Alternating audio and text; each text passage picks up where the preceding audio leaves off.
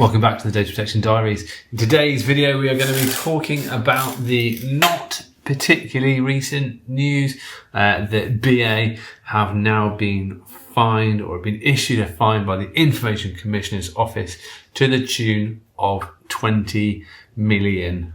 A lot of money, potentially not compared to what it was supposed to be, but we'll get into that in a minute.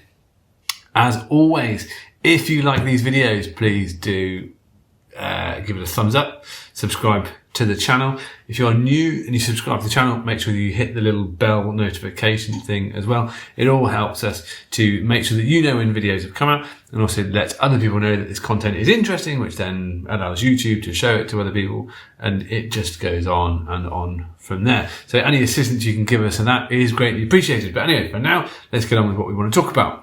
So, back in 2018, British Airways were hit by a number of cyber attacks, which resulted in them losing around 400,000 people's personal data.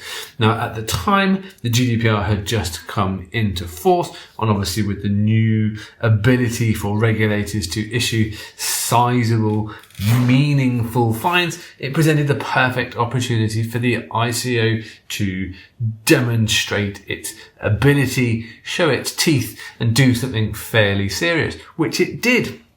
It originally issued an intention to fine of £183 million. Now, the important thing here is that it issued an intention to fine. It didn't issue a fine.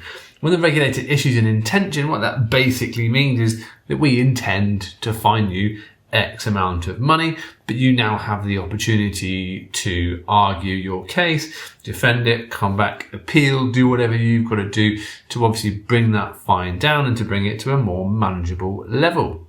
Of course, that is exactly what happened, and this has been rumbling on now for about a year or so.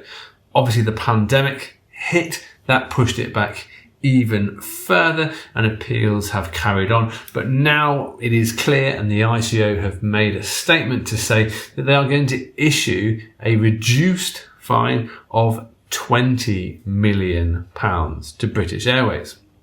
There's quite a lot of debate around this, as I'm sure you can all imagine, because £20 million is not £183 million. Like, there is a bit of a gap there. I don't know what the percentages are. I'm not a mathematician. I'm not going to try and work it out on camera, but it is a significant difference. Now, there are a number of reasons for that. Of course, there is the current financial crisis. It's not exactly great for an airline because they can't actually fly anywhere, which means they can't make any money. So it does seem a little bit unfair to issue a huge fine against them, especially at the £183 million mark, given what's been going on. Also, throughout the appeals process, it's obviously clear that they have argued that the harm and suffering caused to the individuals is maybe not as severe as the original fine may have issued, and there may be some other things in there that they've tried to argue as well. In any case, the fine has been significantly reduced. Now, the key question here is that important? Does it matter? And what effect does it have out in the real world? Well, for me, I think it's come across really quite well in both parties' favours. Obviously, it's good for BA because they are paying a far less impactful fine, so they're only going to pay that €20 million. From what I understand, that has already been forecasted in their accounts, so they are aware of it and they are willing to pay it. To think this wasn't already aware to them, let's not be silly, they knew it was coming. But it's also good for the regulator because it's showing the regulator has teeth, and it's showing that they're doing something and they're issuing a fine, which people have been pushing for a very long time. But it also shows that they're not being overzealous in a climate where £183 million is just not a reasonable amount of money to expect a company, especially an airline, to have to pay out. So yes, they've reduced the fine, but they've kind of saved a bit of face in the way that they've done it, because actually it makes them look a bit like a good guy, while also enabling them to be a bit of a bad guy and show a bit of grunt. And as I say, bare their teeth. Looks like in the real world, obviously for a lot of people, they're going to say, it's 20 million quid, it's British Airways, like what's the difference? They're not going to feel that. They are going to feel it. It's also worth noting out that before the GDPR came into force, the maximum fine available to the ICO was £500,000 quid. We're now talking 20 million quid. So when you're talking to organisations, when you're talking to your business, when you're trying to express why compliance with the GDPR is important, there is now a sizable amount of cash that can be attached to that. I remember having these conversations 10 years ago, 5 years ago, trying to tell companies that they could be fined £500,000, and a lot of the big companies, certainly in financial services and pharmaceuticals, just laughed. £500,000 was nothing. It was a small regulatory issue. They were dealing with those things all of the time. It was not a driver for anybody to make any changes. Whereas £20 million, I think, gives that kick and shows people that actually you may need to take this more seriously, and you should take this more seriously. And there are things that you can do to help reduce that fine on you as an organisation as well. It's the outcome that everybody wanted. I do think it's a fairly reasonable outcome given the state of the economy, the state of the travel industry, and just where we are as a whole.